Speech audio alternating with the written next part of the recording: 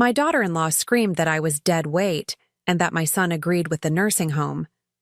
My husband stood up, adjusted his tie, and walked over to our son. He didn't look at her. He just reached into his suit pocket and whispered something that made my daughter-in-law try to jump out the window.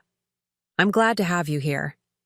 Follow my story until the end and comment the city you're watching from so I can see how far my story has reached. My name is Marcia, and at 66 years old, I never imagined I would be sitting in my own living room, listening to my daughter-in-law call me dead weight." The words hung in the air like poison gas, seeping into every corner of the room I had decorated with such care over the years. Winter stood there, her perfectly manicured hands gesturing dramatically as she spoke, her blonde hair catching the afternoon light streaming through the windows I had cleaned just that morning. "Marcia, you have to understand," she said, her voice dripping with false sympathy. "This isn't personal. It's just practical. You're 66 years old. You can barely manage the stairs anymore, and frankly, you're becoming a burden on Trevor and me." I felt my chest tighten. A burden. That's what I had become to my own son's family. Trevor sat on the edge of the coffee table, his head in his hands. My boy, who used to run to me when he scraped his knee, who would curl up next to me during thunderstorms, couldn't even look me in the eye. When he finally spoke, his voice was barely above a whisper. "Mom, maybe Winter has a point.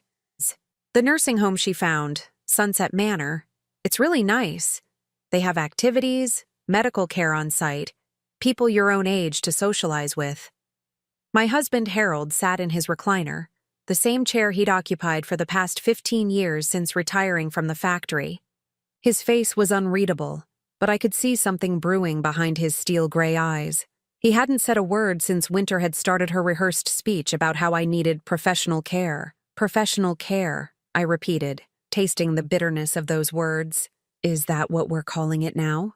Winter's expression hardened. She dropped the pretense of sympathy like a mask falling to the floor. "Look, Marcia, I'm trying to be nice about this, but let's be honest. You're dead weight.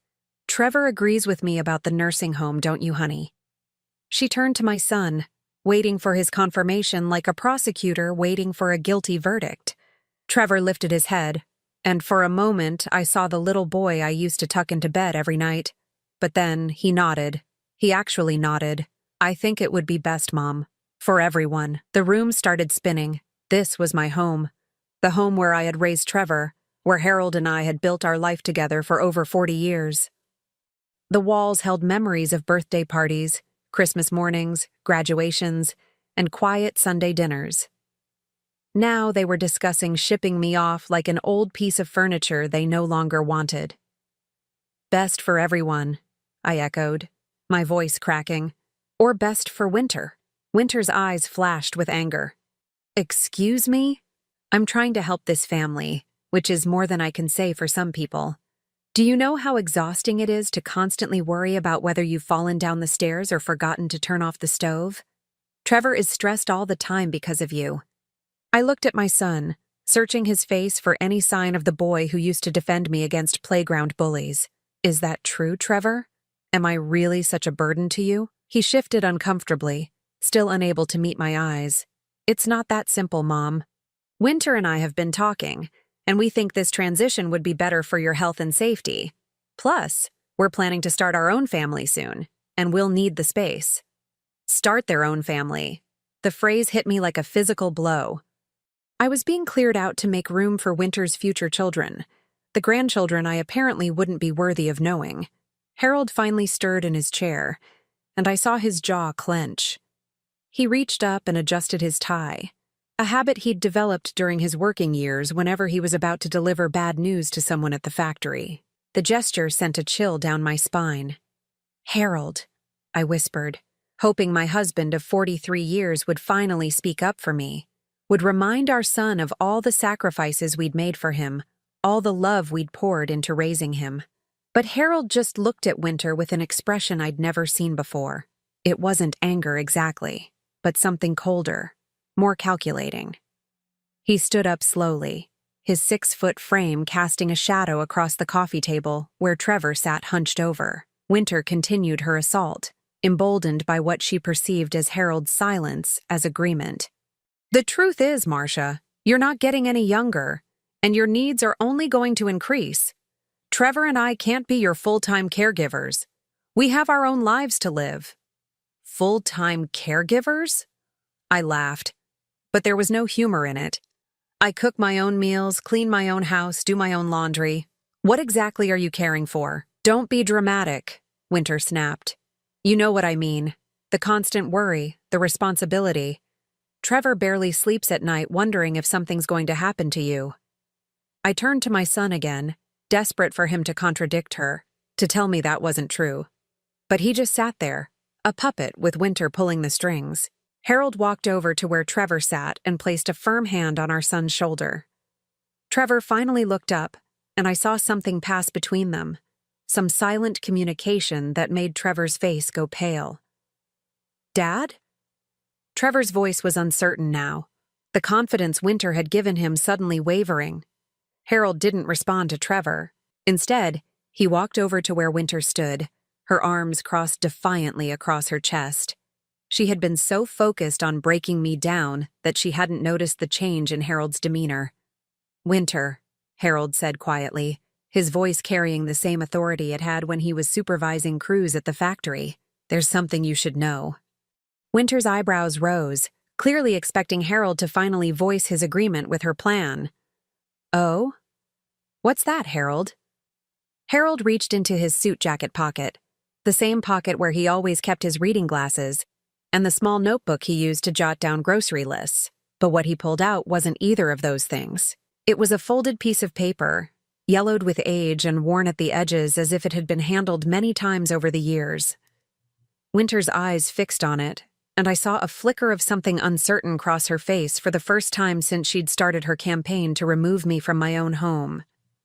Harold unfolded the paper slowly, deliberately, his eyes never leaving Winter's face.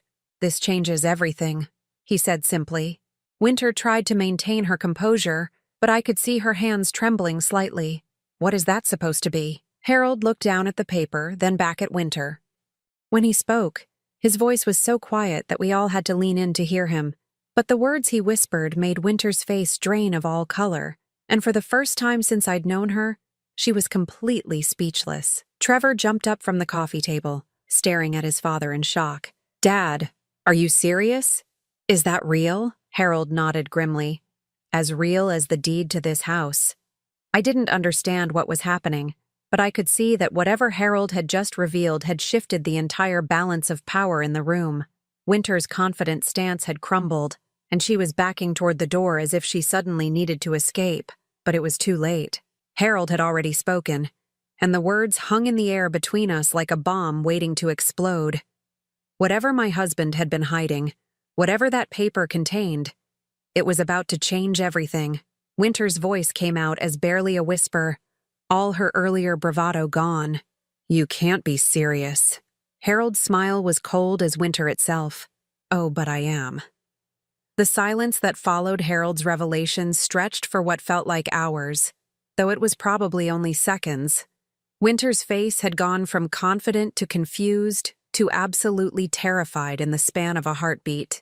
She kept staring at that piece of paper as if it might burst into flames. I need some air, Winter finally managed, her voice shaky. She practically ran from the living room, and I heard the front door slam behind her moments later. Trevor remained frozen where he stood, his mouth slightly open, looking between his father and the door where his wife had just fled. Dad, what just happened? What was on that paper? Harold carefully refolded the document and placed it back in his pocket. We'll discuss it later, son. Right now, I think you need to have a long conversation with your wife about what she's been telling you. Trevor's face flushed red. What do you mean? I think you know exactly what I mean. Harold's voice was stern but not unkind. When did you start believing that your mother was a burden, Trevor? Because I've been living in this house for 43 years, and I've never seen her as anything but capable and independent. The question hung in the air like an accusation.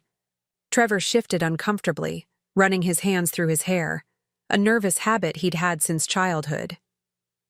Winter's been worried, he said weakly. She says Mom's getting forgetful, that she's found the stove left on a couple times, that she's been walking into walls. I felt a chill run down my spine. Trevor, I have never left the stove on, and I certainly haven't been walking into walls. When did Winter tell you these things? Trevor looked genuinely confused now, as if he was trying to remember conversations that suddenly seemed less clear than they had before. She mentioned it a few weeks ago, and then again last week. She seemed really concerned. Harold and I exchanged glances. In 43 years of marriage, we'd developed a way of communicating without words, and right now, Harold's expression told me that he'd suspected something like this all along. Son, Harold said gently, has Winter been the only one telling you these things about your mother? Have you actually witnessed any of these incidents yourself? The color drained from Trevor's face as the implication of the question sank in.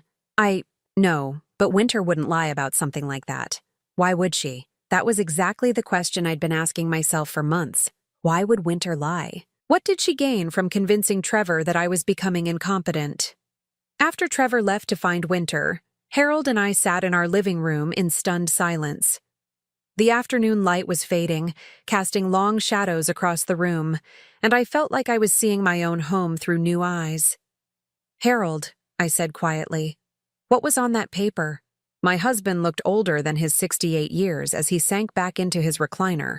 The strong, authoritative man who had just faced down our daughter-in-law suddenly seemed tired. Something I'd hoped I'd never have to use, he said. But Marcia, we need to talk. There are things about Winter that you don't know. Things I've been investigating for months. Investigating. The word felt strange in my mouth. What kind of investigating? Harold was quiet for a long moment, staring at his hands. When he finally spoke, his voice was heavy with something that sounded like guilt. I've been suspicious of Winter for a while now. Little things at first. The way she always seemed to know exactly what buttons to push with Trevor.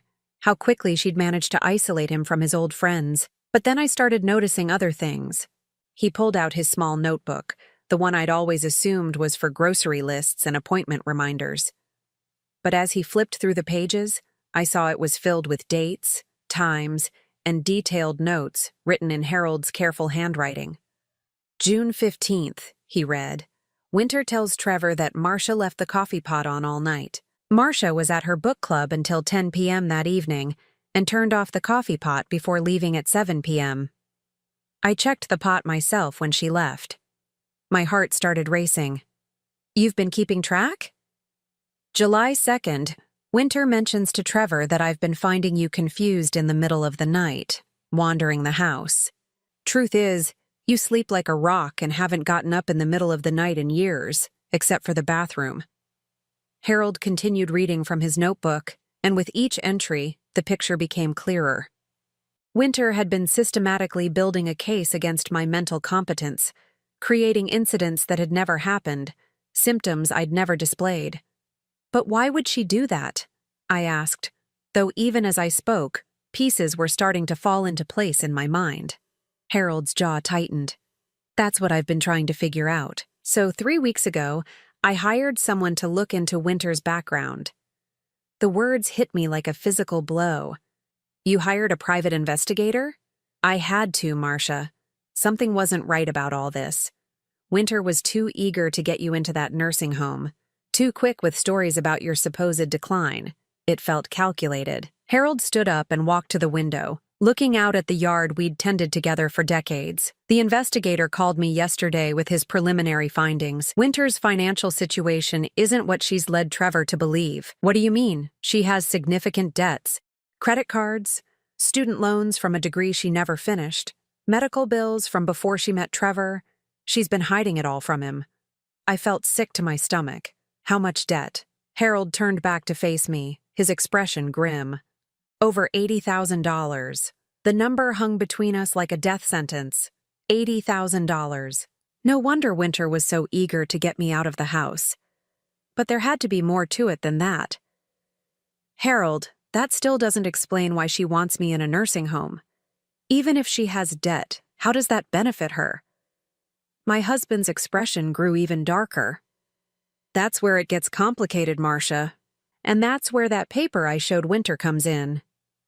Harold walked over to the old secretary desk that had belonged to his mother, the one where we kept important papers. He pulled out a folder I'd seen him looking through several times over the past few weeks but had assumed was related to his retirement benefits. "Do you remember your Aunt Lucille?" he asked. I frowned, confused by the sudden change of subject. Of course, Mom's sister. She died about 5 years ago. She never married, no children. Why? Harold opened the folder and pulled out several official-looking documents. Because she left everything to you, Marcia. Her house, her savings, her investments, everything. The room seemed to tilt sideways. That's impossible. I would have known. There would have been lawyers, paperwork, notifications. There were, Harold said quietly. They've been coming to the house for years, but Winter has been intercepting them. The words didn't make sense at first. My brain couldn't process what Harold was telling me. Intercepting them how?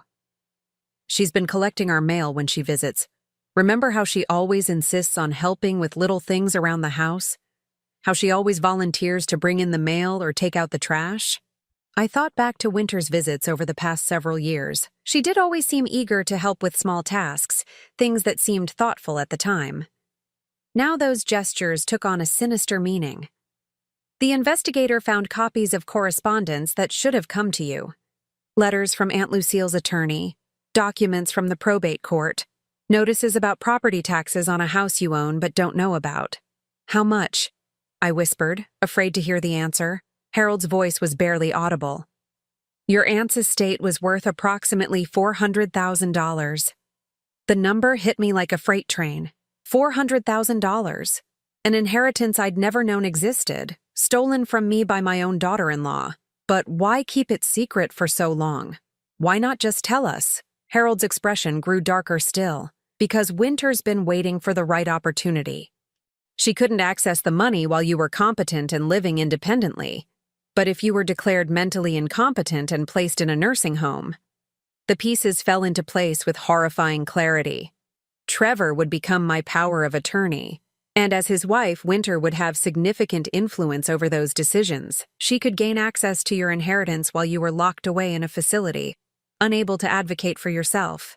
I sank into my chair, overwhelmed by the scope of Winter's betrayal. She hadn't just been manipulating Trevor against me. She'd been systematically stealing my future, my security, my freedom. Harold, what was on that paper you showed Winter?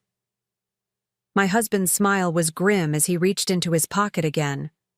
A copy of the original inheritance documents that the investigator managed to obtain from the probate court. Winter thought she'd hidden all the evidence, but legal documents have a way of surviving. She knows that we know. She knows that we know everything. As if summoned by our conversation, I heard car doors slamming in the driveway. Through the window, I could see Trevor and Winter returning, but their body language was completely different from when they'd left. Trevor looked angry, confused, while Winter appeared to be pleading with him about something. Harold stood up and straightened his tie again. They're back. I felt a mix of fear and anticipation as footsteps approached our front door. The woman who had called me dead weight just an hour ago was about to face the consequences of years of deception and manipulation. The door opened, and Trevor stepped inside first, his face a mask of confusion and betrayal. Behind him, Winter followed reluctantly, her earlier confidence completely gone. "Dad," Trevor said, his voice tight with emotion. "Winter and I need to talk to you and Mom. There are some things that need to be cleared up." Harold nodded calmly. "Yes, son. I believe there are." But as Winter's eyes met mine across the room, I could see that she wasn't ready to surrender yet. Whatever conversation she'd had with Trevor in the car, whatever lies she'd told to explain her earlier panic, she was still fighting. This wasn't over. In fact, I had the feeling it was just beginning. The tension in our living room was thick enough to cut with a knife, as Trevor and Winter settled uncomfortably on the couch. Winter kept glancing toward the door as if calculating her chances of escape, while Trevor sat rigidly, his hands clenched into fists on his knees. "Dad," Trevor began, his voice strained, "Winter says you've been investigating her behind our backs. She says you hired some kind of private detective to spy on her." Harold didn't flinch. "That's correct." The simple admission seemed to catch Trevor off guard. He'd clearly expected denials, explanations, maybe even apologies. Instead, his father's calm confirmation left him speechless for a moment. Winter jumped into the silence, her voice high and defensive. "See, I told you, Trevor. Your parents don't trust me. They never have. From the day we got married, they've been looking for ways to get rid of me." I felt a familiar stab of guilt at her words. It was true that Harold and I had been cautious about Winter when Trevor first brought her home. She'd seemed too polished, too eager to please, like someone playing a role rather than being herself. But we'd attributed our unease to typical parental protectiveness. Now I realized our instincts had been right all along. "Winter," Harold said quietly, "would you like to explain to Trevor why you've been collecting our mail for the past 3 years?" The color drained from Winter's face so quickly I thought she might faint. "I don't know what you're talking about." "Really?" Harold opened his folder again and pulled out a stack of photocopied envelopes. "Because I have copies of 17 pieces of mail addressed to Marcia that were never delivered to her. All collected on dates when you visited our house." Trevor turned to stare at his wife, confusion written across his features. "Winter, what is he talking about?" Winter's mouth opened and closed like a fish gasping for air. Those are just. I was trying to help. Your mother gets overwhelmed by paperwork sometimes, so I thought I'd help organize it for her." "Organize it?" Harold's voice was dangerously quiet. "Is that what you call hiding legal documents about a $400,000 inheritance?" The words hit the room like a bomb. Trevor's head snapped toward his father, his eyes wide with shock. "What inheritance?" Harold methodically laid out the documents on the coffee table between us. Legal papers, bank statements, property deeds, all bearing my name, all dated over the past 5 years. "Your mother's Aunt Lucille left her everything when she died," Harold explained, his voice steady and factual. "The house in Portland, her savings accounts, her investment portfolio. Winter has been intercepting all the legal correspondence about it." Trevor picked up one of the documents with shaking hands, scanning the official letterhead and legal language. "Mom, did you know about this?" "Not until 20 minutes ago," I said softly. "I thought Aunt Lucille had donated everything to charity. That's what I was told." "Told by who?" Trevor asked, though his eyes were already turning toward his wife with a look of growing horror. Winter stood up abruptly, pacing to the window and back. "This is all a misunderstanding. I was protecting Marcia from stress. Legal documents are complicated, and at her age, I thought it would be better if Trevor and I handled the estate matters." "At her age?" I repeated, feeling anger bubble up in my chest. "I'm 66, Winter, not 96. I've been handling my own affairs perfectly well for decades." Harold pulled out his notebook again, the one I now knew contained months of careful observations. "Trevor, I want you to think carefully about the past year. When did you first start believing that your mother was becoming forgetful or confused?" Trevor sat in silence for a long moment, his brow furrowed in concentration. "Winter mentioned it first, I think. She said Mom had called her 3 times in one day asking the same question." "What question?" Harold asked. Trevor looked uncertain. "I don't remember exactly. Something about a doctor's appointment, I think." Harold flipped through his notebook. July 28th. Winter told Trevor that Marcia called her 3 times asking about a cardiology appointment. But Marcia's cardiologist confirmed that her next appointment isn't until October, and she hasn't called his office in 6 months. Winter spun around from the window, her face flushed with anger. "You investigated my conversations with Trevor? That's a violation of privacy." That's what?" Harold asked mildly. "Thorough fact-checking? The kind any reasonable person would do when their daughter-in-law is trying to have their wife declared incompetent?" The accusation hung in the air like a challenge.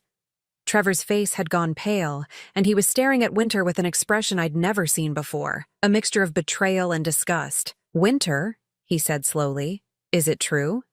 Have you been lying about Mom's condition?" Winter's composure finally cracked completely. Tears started flowing down her cheeks, and her voice became high and desperate. "I wasn't lying. I was worried. Your mother is getting older, and I thought maybe she wasn't remembering things correctly. I was trying to protect her." "Protect her from what?" I asked, standing up to face my daughter-in-law directly. "From her own inheritance? From her own home? From her own family? That's not what I was doing, Winter sobbed. I love this family. I love you and Harold. I just wanted what was best for everyone. Harold's voice cut through her tears like ice. What was best for everyone, or what was best for you and your $80,000 in debt? The room went dead silent. Trevor's mouth fell open, and he turned to stare at his wife with complete shock. $80,000? Winter, what is he talking about? Winter's sobs stopped abruptly, replaced by a look of pure panic. Trevor, I can explain. It's not what it sounds like. Then what is it? Trevor's voice was rising now, anger replacing confusion. Because it sounds like you've been lying to me about everything. About Mom, about money, about our entire marriage. Harold pulled out another set of documents from his folder. Credit card statements, student loan records, medical bills dating back to before you and Trevor met. Winter has been hiding significant financial obligations from you, son. Trevor snatched the papers from his father's hands, his eyes scanning the numbers with growing horror. Winter, these bills. Some of these are from 5 years ago. We've been married for 3 years. Why didn't you tell me about any of this? Winter collapsed back onto the couch, her head in her hands. I was embarrassed. I thought I could handle it myself. I thought once we were married, once I had access to your family's resources. Our family's resources? I interrupted. Is that what this is about? You married Trevor for money? No. Winter's head shot up, her eyes wild with desperation. I love Trevor. But yes, I needed help. And I thought your family had money. And maybe if we all lived together, if we combined resources. Harold's laugh was cold and bitter. Our resources? Winter, we're retired factory workers living on Social Security and a modest pension. The only significant money in this family is your mother-in-law's inheritance that you've been trying to steal. The word steal seemed to hit Winter like a physical blow. She flinched and looked around the room as if searching for an escape route that didn't exist. I wasn't stealing anything, she whispered. I was just managing it, making sure it was handled properly. By hiding it from the person who inherited it? Harold asked. By trying to have that person declared incompetent so you could gain control of the money? Trevor was staring at the financial documents, shaking his head slowly. Winter, this debt. This is massive. These minimum payments alone are more than I make in a month. How are you planning to pay for all this? Winter's silence was answer enough. She'd been planning to use my inheritance to pay off her debts, and the only way to access that money was to get me out of the way. Harold reached into his jacket pocket once more, pulling out the same yellowed paper he'd shown Winter earlier. But this time, he unfolded it completely and laid it on the coffee table for all of us to see. It wasn't just an inheritance document. It was a will amendment, one that I'd never seen before, written in Aunt Lucille's careful handwriting. Your aunt was a smart woman, Marcia, Harold said softly. She suspected that someone might try to take advantage of you after her death, so she included a very specific clause in her will. I leaned forward to read the document, my heart pounding. The language was formal and legal, but one paragraph stood out clearly. Should any person attempt to manipulate, coerce, or defraud Marcia Eleanor Hutchins regarding this inheritance through false claims of mental incompetence or any other means, said inheritance shall immediately transfer to a charitable trust, and the offending party shall be subject to prosecution for fraud. Winter's face went absolutely white as the implications sank in. Not only had she failed to gain access to my inheritance, but her attempts to steal it had just triggered a clause that would take it away from me entirely unless we could prove her fraud. Trevor set down the financial documents and looked at his wife with an expression of complete revulsion. You weren't just trying to steal from my mother. You were willing to have her locked away in a nursing home to do it. Winter started sobbing again, but this time there was no sympathy in the room for her tears. Trevor, please, you have to understand. I was desperate. The creditors were calling every day. I thought I was going to lose everything. So you decided to destroy my family instead? Trevor stood up, towering over his wife. You made me believe my own mother was losing her mind. You almost convinced me to abandon her when she needed me most. Harold folded up Aunt Lucille's will amendment and placed it back in his pocket. The good news is that your aunt anticipated this possibility. The fraud clause can be reversed if we can provide evidence that Winter's actions were deliberate and malicious. He gestured to the stack of documents on the coffee table. Which we can. Winter looked around the room at all of us, her eyes wild with panic. She knew she'd been caught, knew that all her careful manipulation had unraveled. But I could see her mind working, searching for some last desperate play. "You can't prove anything," she said suddenly, her voice gaining strength. "Those are just coincidences. Maybe I did help with the mail, but I was trying to be helpful. Maybe I was worried about Marcia's memory, but that's just being a caring daughter-in-law. You can't prove I was trying to steal anything." Harold's smile was cold as he pulled out his phone. "Actually, Winter, we can." He pressed a button, and suddenly Winter's own voice filled the room, tinny but clearly recognizable through the phone's speaker. "The old lady's getting suspicious. We need to move faster on the nursing home thing. Once she's declared incompetent, Trevor can sign the papers and we'll have access to the whole inheritance. 400,000 should be enough to pay off the cards and still have plenty left over." The blood drained from Winter's face as her own words condemned her. "Where did you get that? You can't record people without their permission." "I didn't record you," Harold said calmly. "Your friend Madison did. Turns out she's not as loyal as you thought. The private investigator approached her last week, and she was very cooperative once she understood the legal implications of helping someone commit fraud." Winter collapsed back onto the couch, finally understanding that she had no way out. Every lie had been exposed, every manipulation revealed.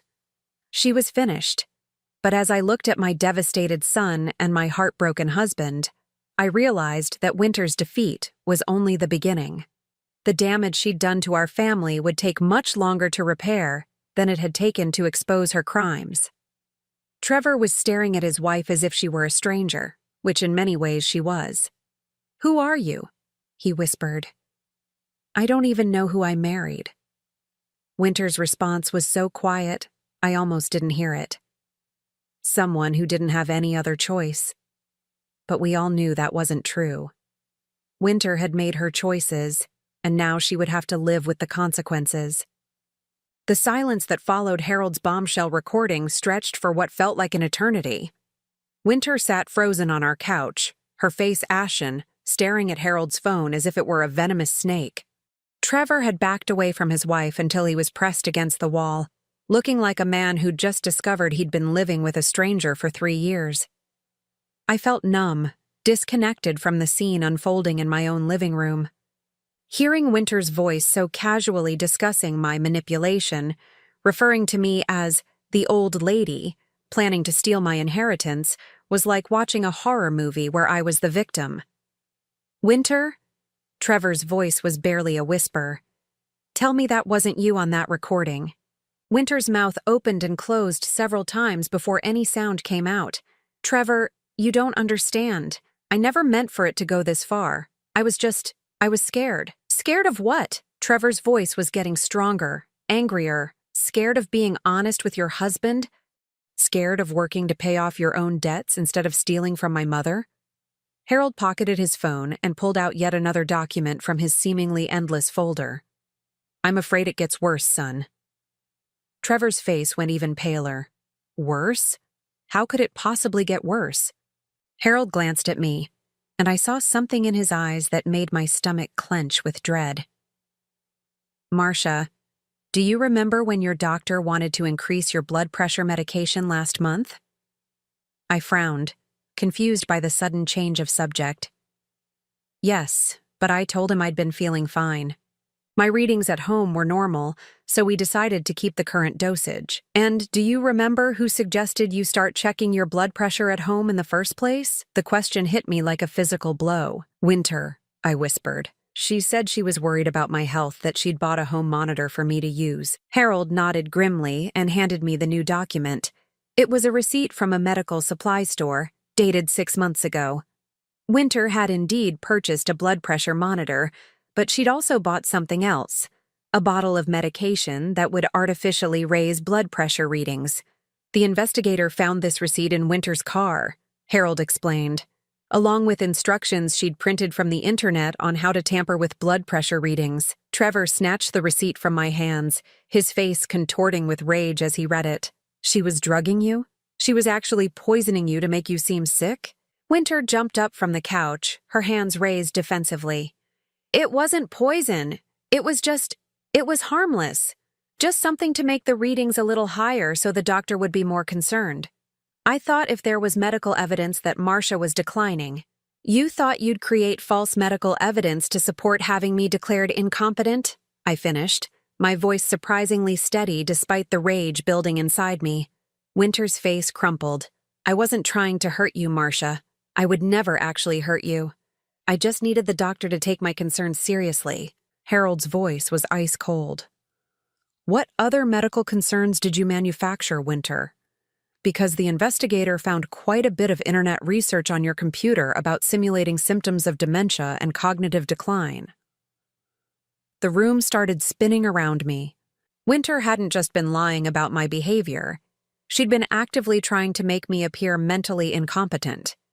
The blood pressure tampering was just the beginning. Trevor, Harold continued, do you remember the incident 3 weeks ago when Winter said she found your mother wandering confused in the grocery store parking lot? Trevor nodded, his face grim. She said Mom didn't recognize her at first and seemed disoriented. I was never in any grocery store parking lot 3 weeks ago, I said firmly. I was at my book club meeting from 6 to 9 that evening, and then I came straight home. Harold pulled out his notebook again. I checked with the book club. 5 women confirmed that Marcia was there the entire evening, participating normally in discussions about the novel they'd read. No confusion, no disorientation. Winter's breathing was becoming rapid and shallow, like a cornered animal. You're twisting everything. Maybe I got the dates confused. Maybe it was a different day. Maybe, Harold said coldly, you made the entire thing up, just like you made up the story about Marcia calling you repeatedly with the same questions. Just like you made up the story about her leaving appliances on. Just like you made up every single concern you ever raised about her mental state. Trevor was staring at his wife with an expression of complete horror. Winter, you've been systematically destroying my mother's reputation and health for months. You made me believe she was losing her mind when the only thing wrong with her was that you were poisoning her. Winter fell back onto the couch, her whole body shaking. I needed the money, Trevor. You don't understand how much debt I was in. The creditors were threatening to sue me, to garnish my wages, to ruin my credit permanently. So you decided to ruin my mother's life instead? Trevor's voice was getting dangerously loud. You decided to have her locked away in a nursing home based on lies and manufactured medical evidence? Harold cleared his throat, drawing our attention back to him. There's something else you need to know, Trevor. About the nursing home Winter selected. My heart sank. There was more? Harold pulled out his phone again and scrolled through what looked like email correspondence. Sunset Manor, the facility Winter was so eager to have Marcia admitted to, has a very specific policy about resident assets and estate planning. Trevor frowned. What kind of policy? Upon admission, residents are strongly encouraged to sign financial power of attorney documents, giving the facility and the residents immediate family control over all assets. It's supposed to be for simplified billing and care management. I felt sick to my stomach. And once those papers were signed, Harold's expression was grim. Winter, as Trevor's wife, would have had significant influence over decisions regarding your assets.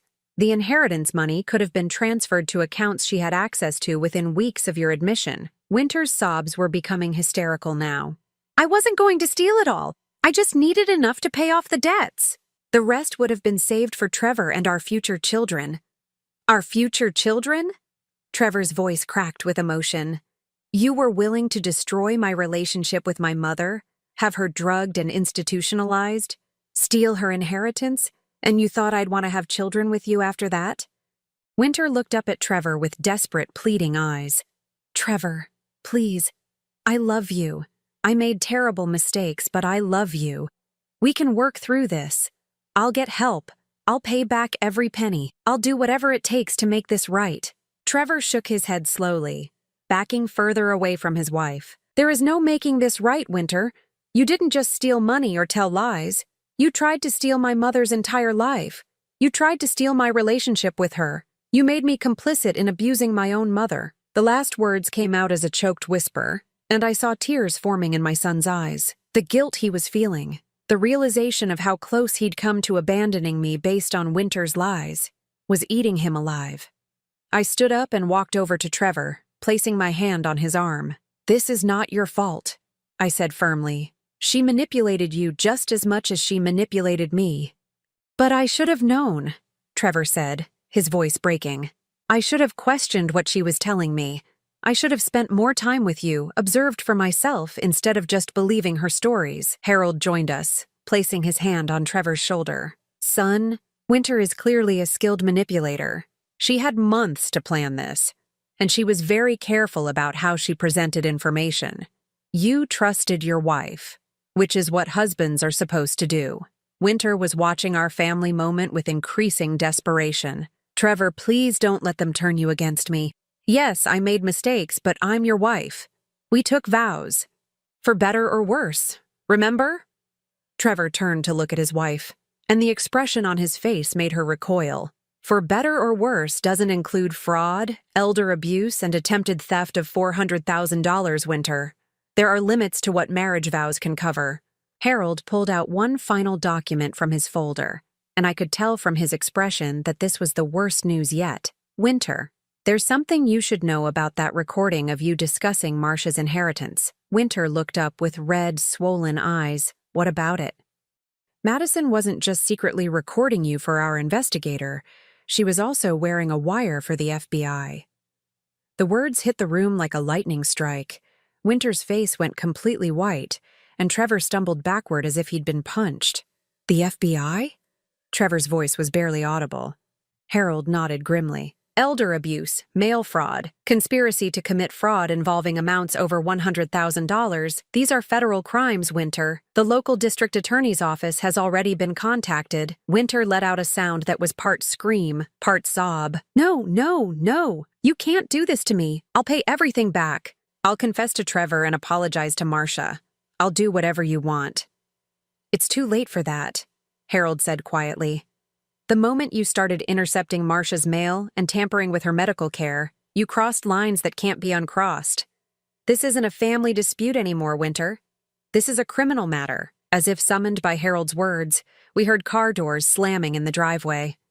Through the window, I could see two dark sedans parked behind Winter's car, and several serious-looking people in business suits walking toward our front door. Winter saw them too and let out a wail of despair. "Trevor, please, don't let them arrest me. I'm your wife." But Trevor was staring at his wife with a mixture of disgust and pity that told me their marriage had died in that living room, strangled by lies and betrayal. The doorbell rang, and Harold walked calmly to answer it. I heard him speaking quietly to someone, then footsteps entering our home. A woman in a dark suit appeared in the living room doorway, holding up a badge. "Winter Hutchins? I'm Agent Sarah Martinez with the FBI. You're under arrest for conspiracy to commit mail fraud and elder abuse." Winter looked around the room one last time, her eyes lingering on Trevor's face. "I'm sorry," she whispered. "I'm so sorry." But sorry wasn't enough. Sorry couldn't undo the months of manipulation, the lies, the systematic destruction of our family's trust. Sorry couldn't give back the time I'd spent doubting myself, wondering if I was really losing my mind. As the agents led Winter away in handcuffs, Trevor collapsed into his father's arms, sobbing like the little boy he'd once been. "Dad, I almost put Mom in a nursing home. I almost abandoned her because of lies." Harold held his son tightly, his own eyes wet with tears. "But you didn't, Trevor. When it mattered most, you listened to the truth." I watched through the window as Winter was placed in the back of one of the sedans, her perfectly styled hair disheveled, her designer clothes wrinkled, her mask of false perfection finally stripped away. For 3 years, she'd lived in our family like a cancer, slowly destroying us from the inside. But now she was gone, and we were still here. Wounded, but alive. Shaken, but standing. The inheritance she'd tried so hard to steal was safe. More importantly, the family she'd tried to destroy was going to survive. But as I looked at my son's tear-stained face and my husband's exhausted expression, I knew our real work was just beginning. Winter's betrayal had left scars that would take time to heal, trust that would need to be rebuilt, and wounds that might never fully close. Still, for the first time in months, I felt something I'd almost forgotten: hope. The silence that settled over our house after the FBI agents left with Winter was unlike anything I'd ever experienced. It wasn't peaceful. It was the hollow quiet that follows a tornado when you're still standing, but everything around you has been destroyed. Trevor sat slumped in the same chair where Winter had delivered her ultimatum about the nursing home just hours earlier. He hadn't spoken since the agents led his wife away in handcuffs. He just stared at the coffee table where all of Harold's evidence was still spread out like pieces of a puzzle that revealed a picture none of us had wanted to see. Harold moved around the room methodically, collecting the documents and returning them to their folder. His movements were careful, deliberate, like a man who had just completed the most difficult task of his life and wasn't sure what to do next. I found myself studying my son's face, looking for traces of the little boy who used to climb into my lap when he was scared or hurt. That boy was still there, I realized. Underneath the beard and the worry lines and the weight of adult responsibility, he was still my Trevor, still the child who needed his mother's comfort when the world became too frightening to navigate alone. "Mom," Trevor finally spoke, his voice rough with unshed tears. "How long do you think she was planning this?" I considered the question carefully. Winter's manipulation had been so gradual, so subtle, that it was hard to pinpoint when her concern for my well-being had shifted into something darker. "I think it started the day she found out about Aunt Lucille's inheritance," I said quietly. "She's always been good at reading people, at figuring out what they need to hear. When she realized there was money involved, everything else became secondary." Trevor picked up one of the credit card statements Harold had obtained, scanning the columns of debt that stretched back years before he'd even met Winter. "Look at these dates, Mom. She was already drowning in debt when we started dating. What if she targeted me specifically because she thought my family had money?" The thought had occurred to me too, but hearing Trevor voice it made it real in a way that was almost unbearable. "Trevor, don't torture yourself with questions like that. Even if Winter had ulterior motives from the beginning, that doesn't change the fact that you acted out of love. Everything you did because you thought you were protecting your family." Harold finished organizing his papers and sat down heavily in his recliner. "Son, there's something else you need to know. Something the investigator discovered about Winter's past relationships." Trevor's head snapped up, his eyes wide with a mixture of dread and desperate curiosity. "What do you mean?" Harold pulled out his phone and scrolled through what looked like an email. Winter was married before, twice actually. The investigator tracked down her previous husbands. My heart sank. Another secret, another lie. How many layers of deception had Winter built around herself? "Both marriages followed similar patterns," Harold continued, his voice clinical and detached. "She would identify men from families she believed had assets, marry them quickly, then begin campaigns to isolate them from their relatives while positioning herself to inherit or control family wealth." Trevor's face went gray. "Are you telling me I was just another mark? Another victim in some kind of long-term con?" Harold's expression softened with sympathy for his son's pain. "The first husband, Robert, she convinced to cut ties with his elderly father after claiming the old man was becoming senile and needed professional care. She had him nearly ready to sign power of attorney papers when the father's lawyer got suspicious and hired an investigator." "What happened?" I asked, though I dreaded the answer.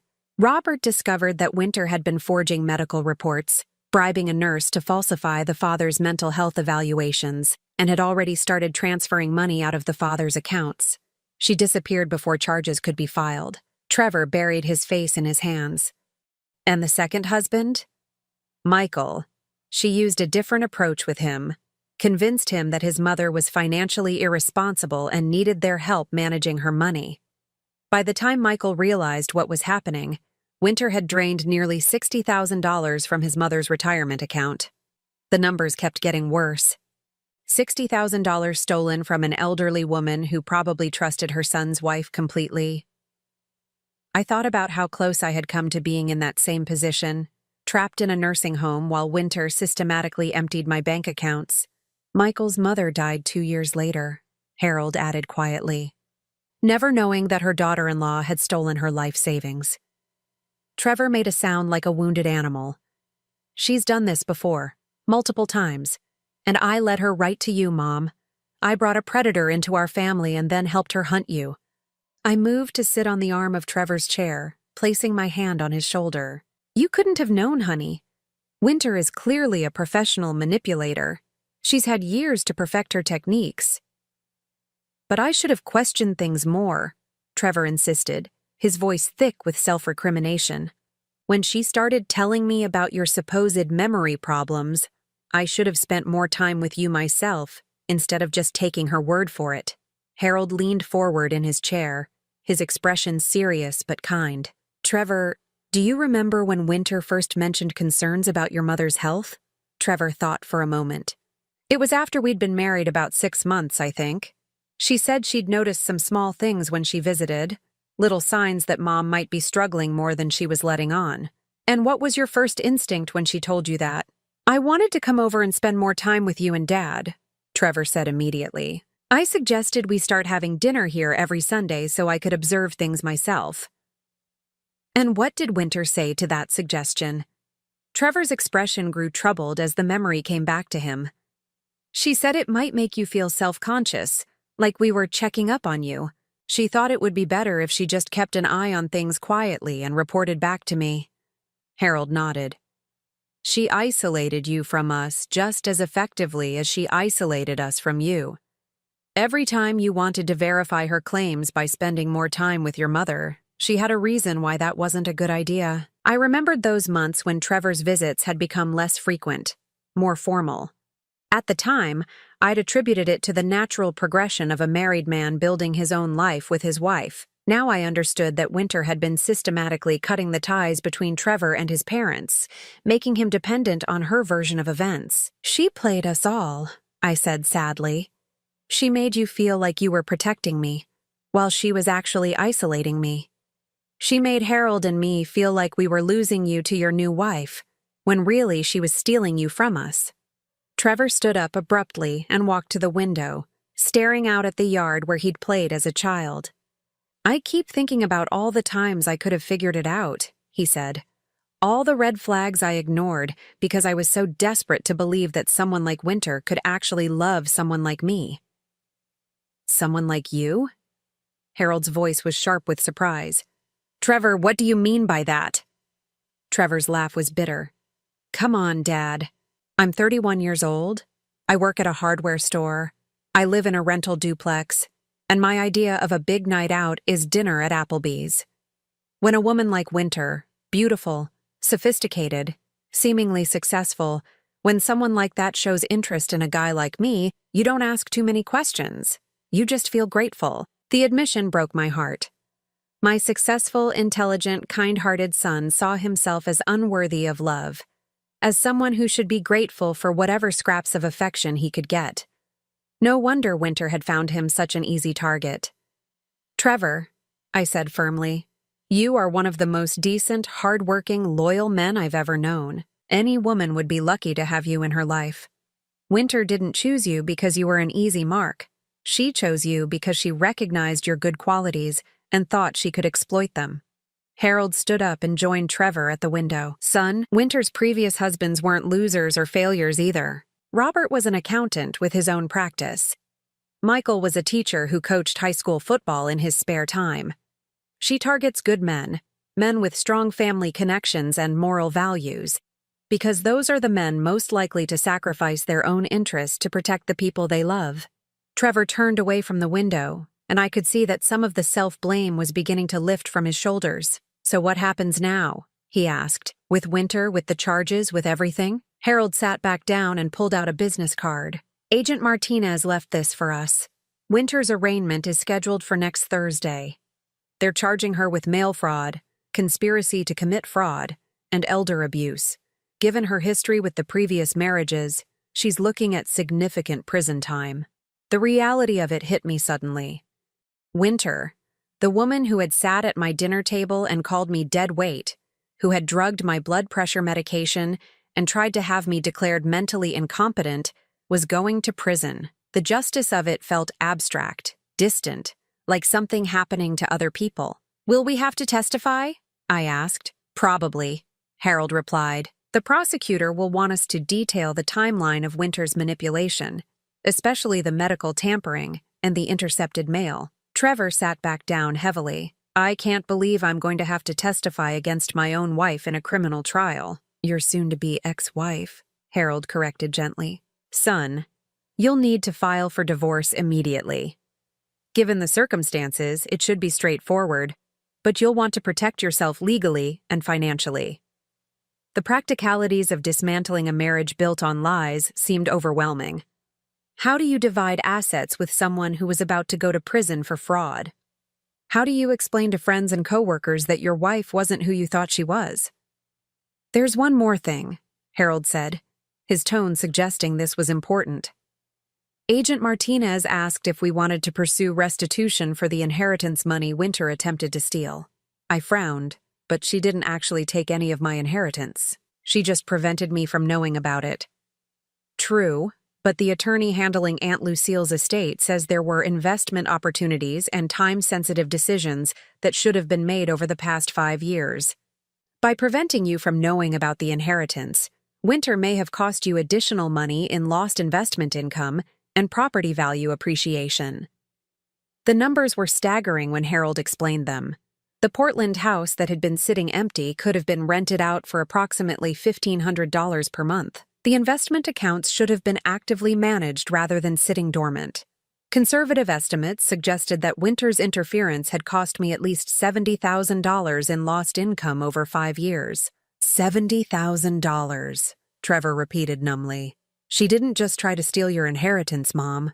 She actually did steal money from you by preventing you from managing it properly." The scope of Winter's betrayal seemed to grow with each new revelation. She hadn't just been planning to steal my future, she had already been stealing from it for years.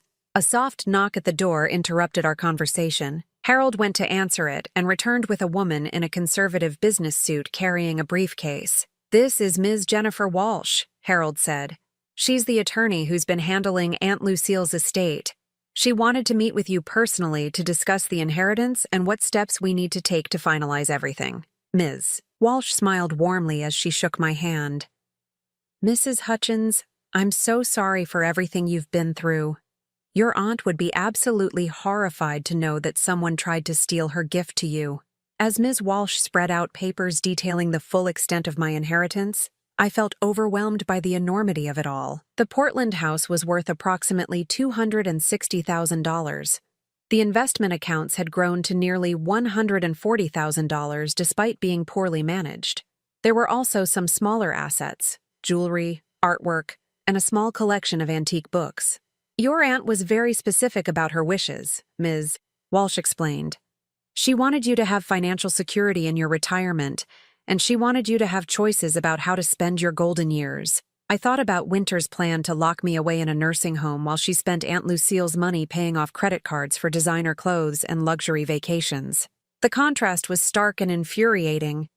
Trevor was studying the inheritance documents with wonder. "Mom, with this money, you could travel, renovate the house, do anything you want." For the first time in hours, I smiled. "What I want is to rebuild our family, to make sure that what Winter did to us never happens again." Harold reached over and took my hand. "Then that's exactly what we'll do." As the afternoon shadows lengthened across our living room, I realized that Winter's betrayal, devastating as it had been, had also given us something precious, the knowledge of how much we truly meant to each other. She had tried to destroy our family bonds, but in the end, she had only made them stronger. But even as I felt grateful for our survival, I knew the hardest part was still ahead of us. Healing from betrayal this deep would take time, patience, and a level of forgiveness that I wasn't sure any of us were ready for yet. 6 months later, I stood in the kitchen of the Portland house that had belonged to Aunt Lucille, watching the morning sun stream through windows that hadn't been opened in years. The house had good bones, as Harold liked to say, but it needed work. New paint, updated fixtures, some landscaping to bring the overgrown garden back to life. I'd decided to keep it as a weekend retreat, a place where our family could make new memories to replace the ones Winter had tried to poison. Trevor was in the backyard, building a deck with his father. The sound of their laughter drifted through the open window, and I marveled at how healing that sound was after months of tension and doubt.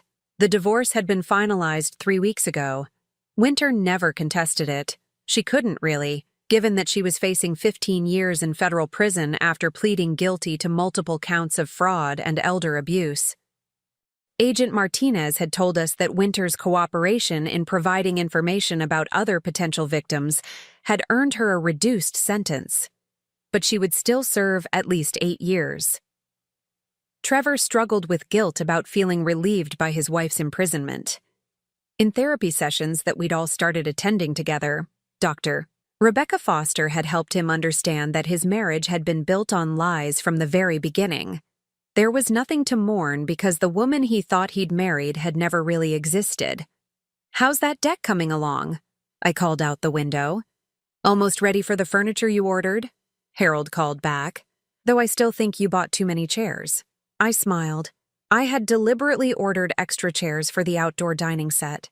After years of feeling like there wasn't room for me at my own family table, I wanted to make sure there would always be space for everyone who belonged in our lives. The inheritance money had given me choices I'd never expected to have at 66. I could have traveled the world, moved to a luxury retirement community, or simply invested it all and lived off the interest. Instead, I'd chosen something different. I'd chosen to rebuild. The Portland house was just one part of it. I'd also used some of the money to help Trevor make a down payment on a small house in our neighborhood, close enough that we could see each other regularly, but far enough that he could build his own life.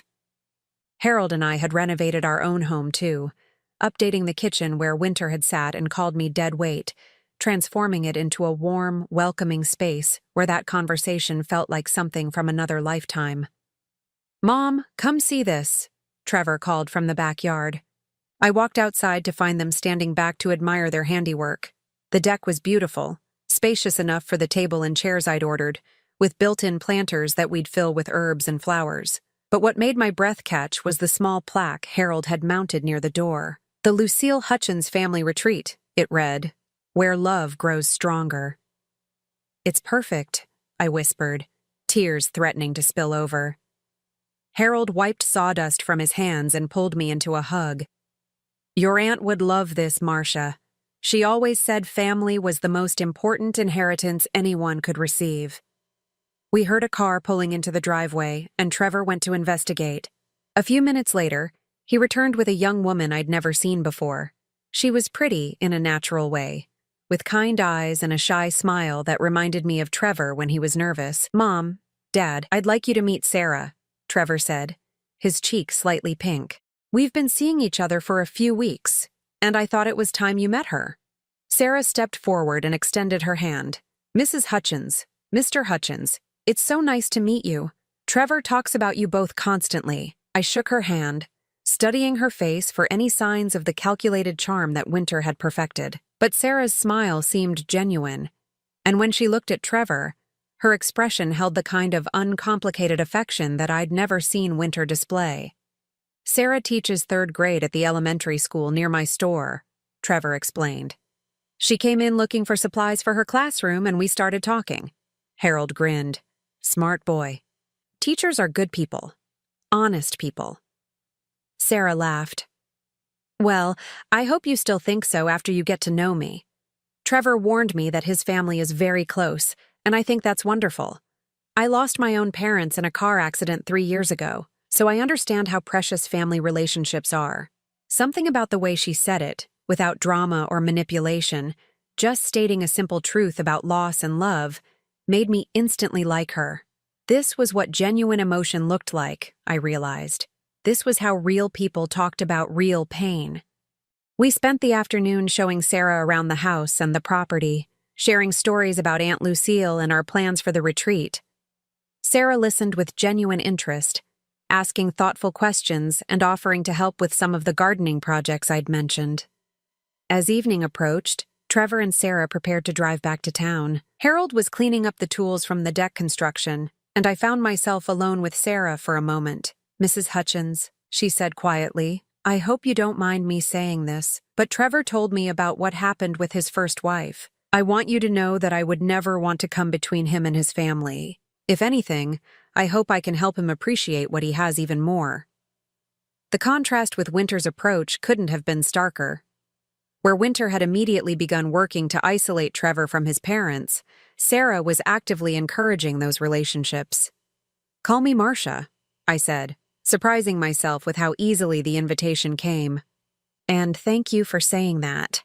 Trevor's been through a lot and he deserves someone who sees his worth." Sarah's eyes grew soft. "He's the most genuinely good person I've ever met. Sometimes I can't believe how lucky I am to have found him." As I watched them drive away, Trevor's arm around Sarah's shoulders, I felt a peace I hadn't experienced in years. My son was healing, learning to trust again, finding his way back to the confident, loving man he'd been before Winter's manipulation had nearly destroyed him. Harold finished putting away the tools and joined me on the new deck. We sat in the chairs I'd bought, watching the sunset paint the sky in shades of orange and pink. "What are you thinking about?" he asked, taking my hand. "I'm thinking about choices," I said. Winter thought she could steal my choices by having me declared incompetent and locked away. She thought she could take away my freedom to decide how to spend my inheritance, where to live, who to trust. Harold squeezed my hand, but she couldn't. No, she couldn't. And now I have more choices than I ever imagined possible. I gestured around the property, at the house that would become a gathering place for our family, at the future that stretched ahead of us like an unwritten book.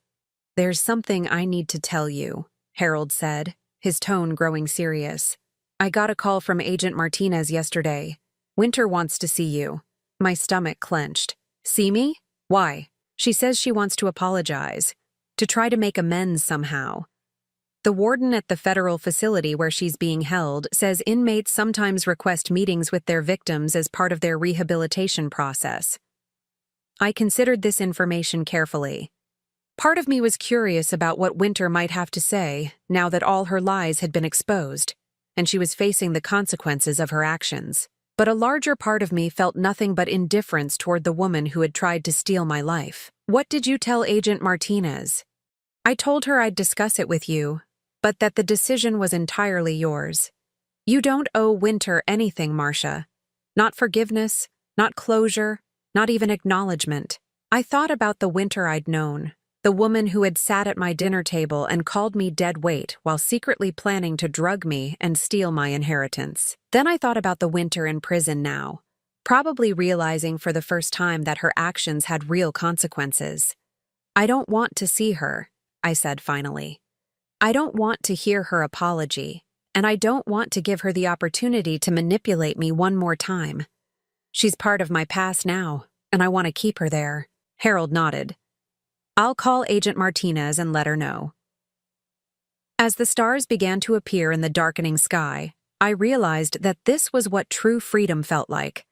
Not just the freedom that came from having financial security, though Aunt Lucille's inheritance had certainly provided that, but the freedom that came from choosing who deserved access to my time, my energy, and my love. Winter had tried to take away my choices, but in the end, she had given me the greatest choice of all, the choice to walk away from toxicity and toward the people who truly valued me. 3 months later, Trevor and Sarah announced their engagement. They wanted a small ceremony in the backyard of the Portland house, surrounded by family and close friends. As I helped Sarah choose flowers for the reception tables, I marveled at how different this felt from Trevor's first wedding. There was no drama, no manipulation, no hidden agendas. Just two people who loved each other, planning a celebration with people who loved them both. Sarah insisted that I help her choose her wedding dress, and when we found the perfect one, she hugged me and said, "I'm so lucky to have you as my mother-in-law." The word lucky struck me as significant. Sarah felt lucky to be joining our family, while Winter had seen us as marks to be exploited. The difference in perspective made all the difference in the world.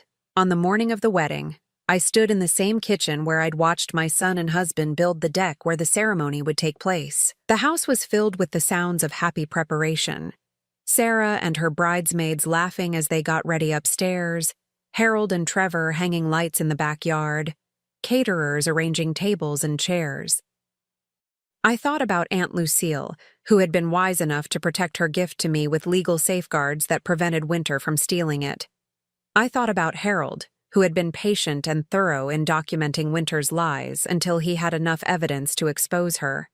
I thought about Trevor, who had found the courage to choose truth over the comfort of believing familiar lies.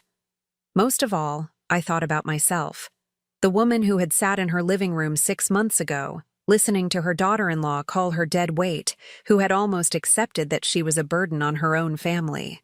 That woman felt like a stranger to me now. "You look beautiful, Mom," Trevor said, appearing in the kitchen doorway in his wedding suit. "You look happy," I replied, and I meant it.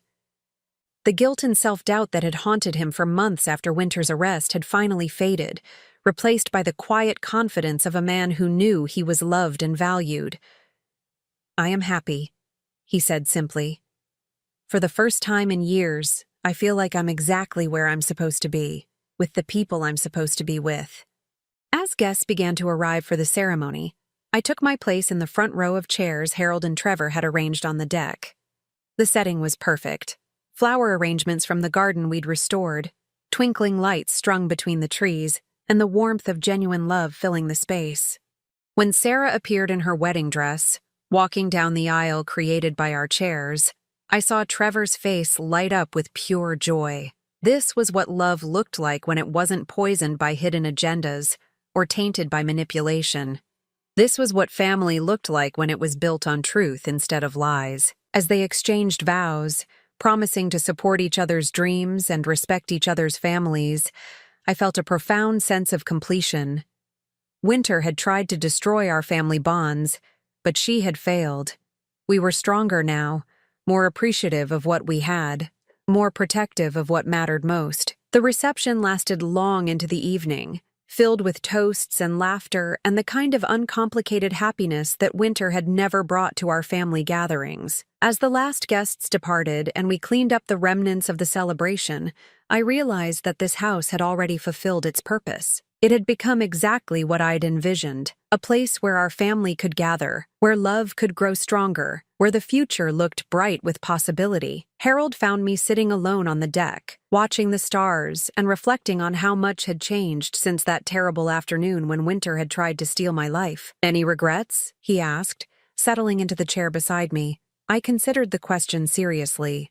About Winter? About the pain she caused? About the time we lost to her lies? About any of it. I shook my head slowly. No regrets. What Winter did to us was terrible, but it also showed us what we're capable of when we protect each other. It reminded us that family isn't about obligation or guilt or control. It's about choice. And every day I choose you and Trevor and now Sarah, just like you all choose me. Harold reached over and took my hand, the same gesture that had sustained us through 43 years of marriage, including the darkest months when Winter had almost succeeded in tearing us apart. "I love you, Marcia Hutchins," he said quietly. "I love you too, Harold Hutchins," I replied, and meant it more than I ever had before. In the distance, I could hear the gentle sounds of the city settling into sleep, but here on Aunt Lucille's deck, surrounded by evidence of love triumphant over lies, I felt completely at peace. Winter was in prison, paying the price for her crimes. Trevor was happily married to a woman who valued family as much as he did. Harold and I had a future filled with grandchildren to spoil and memories to make. Most importantly, I had learned the difference between being wanted and being needed, between love and manipulation, between family and exploitation. Those lessons had come at a high price, but they had also given me something precious, the absolute certainty that I deserved better than what Winter had tried to give me. And now, surrounded by the people who truly loved me, in a house that represented hope instead of deception, I finally had it. Now I'm curious about you who listened to my story. What would you do if you were in my place? Have you ever been through something similar? Comment below. And meanwhile, I'm leaving on the final screen 2 other stories that are channel favorites, and they will definitely surprise you. Thank you for watching until here.